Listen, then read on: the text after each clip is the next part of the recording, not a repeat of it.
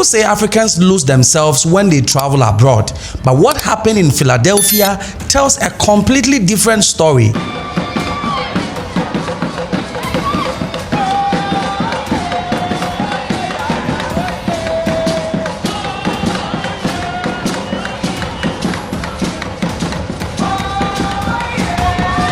During President Mahama's visit to Philadelphia in America, he met the Ghanaians in Philadelphia.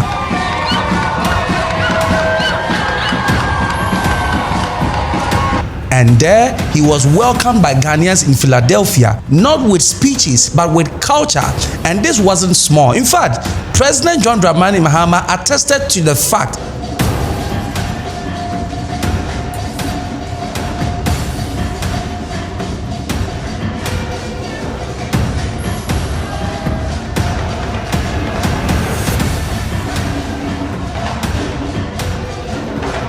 they showed traditional attire, energy, music, and the Ghana flag raised high in the heart of America. They brought Ghana to life. In this video, we break down exactly what happened at Philadelphia in the United States of America when President John Mahama visited. And all that you gotta do is to like, comment, subscribe, and share the video. Now let's get to it. Guys, if you've enjoyed this video so far, please do me a huge favor and hit the like button and subscribe. These videos take quite a long time to make, so if you could help me out, I'll love you forever. Thank you all for your support. Now let's get back to this crazy story. Wow.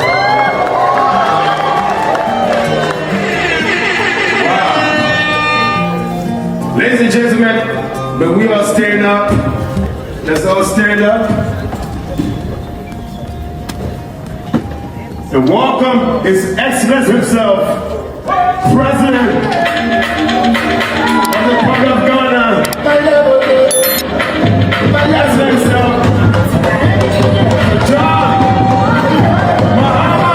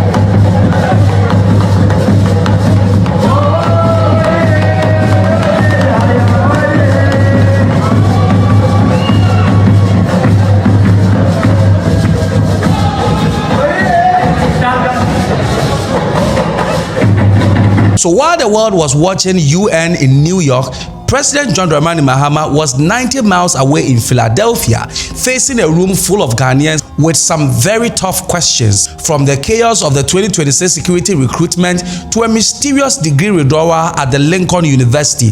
This wasn't just a feel-good visit. In fact, this was a rescue mission for Ghana's image abroad, and the Ghanaians in Philadelphia didn't disappoint.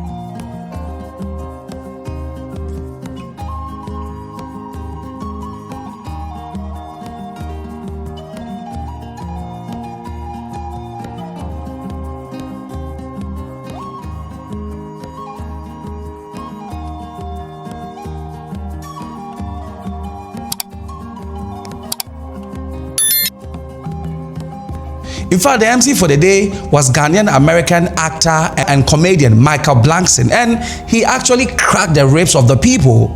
After being in America for almost 30 years, America has finally made me a citizen. Can I get some love for that, nigga?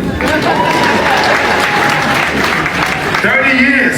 They legalized weed before they made me legal. That's not right. But be a citizen in America, you have to take a test. I failed that test 25 years in a row, okay? Ask me these stupid questions. What's the capital of the United States? I don't know. Chester. I don't know.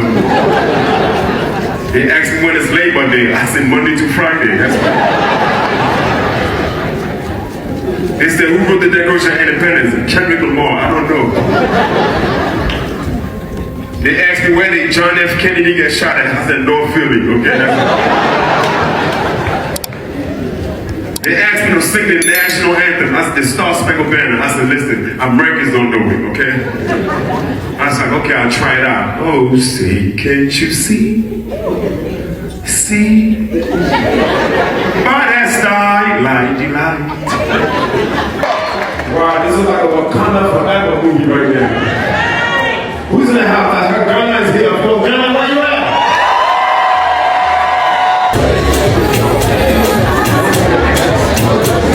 Later, he invited on stage President John Mahama, and that wasn't just it. They met him with a colorful Ghanaian culture made up of fugu, the Ghanaian drums, the Ghanaian flag, and everything in the auditorium at Temple University was lit.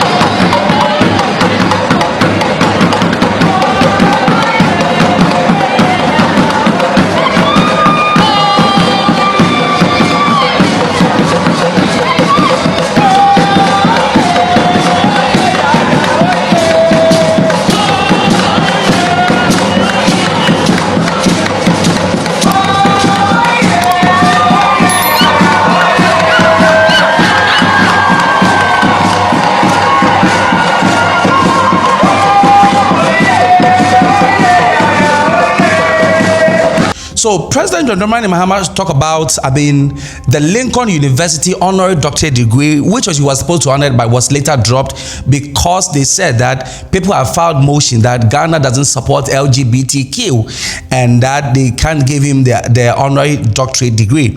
He spoke about it, saying that, in fact, regardless of that incident, he still holds Lincoln University in his heart because Ghana's first president, Osajifo Dr. Kwame Nkrumah, got all his training, his Pan-Africanism from Lincoln University.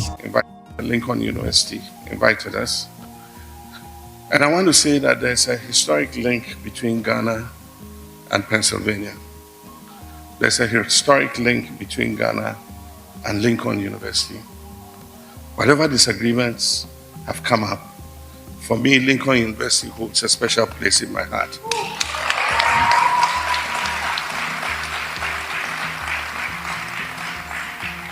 Because those are hallowed grounds for Ghana. It is part of our history. We cannot divorce Lincoln University from the history of Ghana. That is where our first president, Osajifo Dr. Kwame Nkrumah, was nurtured with his intellectual capacity and his Pan-Africanist spirit. And it was from there he took that spark and led the liberation struggle, not only in Ghana, but across the African continent. And so the grounds of Lincoln are hallowed grounds for Ghanaians and will continue to hold that institution in high esteem. He also answered Mahama, what the yanka? What the yaka? Uchumute, what the yaka? Yabadam Gata Mahama said, Ghana for Yania Kotuaba. You got to about you could say 31 million. Mahama Vejna Wakate say 30 Nikurano. Isha Nakayema and Kanyama Nibia president and what I cover me about 40 and I see 7 million. I hope you remember that guy who has Cocoa Farmer who has become popular now. He even opened a TikTok account with some views. So Mahama addressed him. We're looking to do the same with all our agricultural exports, especially cocoa. The recent incident with cocoa, with the prices plummeting, and you see all the videos of Mahama with the car of cocoa farmers protesting in the cocoa farms. And it is because for almost 70 years after we gained independence, we're still exporting raw beans to the world.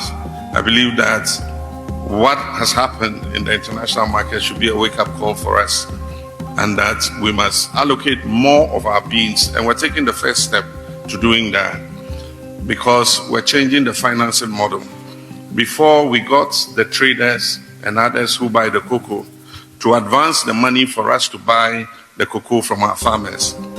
Now we say we're going to raise the money ourselves and buy our own cocoa. My little sister asked me, how do we maintain our heritage even when we're in the diaspora? I don't think you need lessons from me. What I saw here today, you should be teaching me how to maintain our heritage back at home. I mean, what I saw here today, it was a wonderful spectacle, and I just want to commend you. In many cases, when modernization takes place, we demonize our culture and our values, and we want to behave more like the foreign influence that we are being exposed to.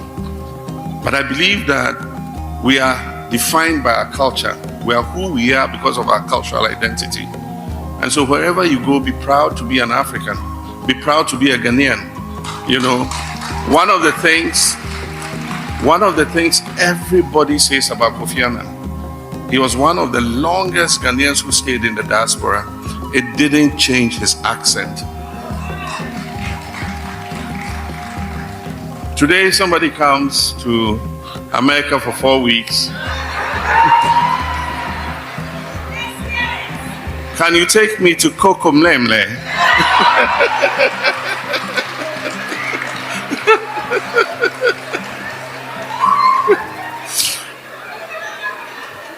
Can you take me to Kokomlemle? Where is Kokomlemle?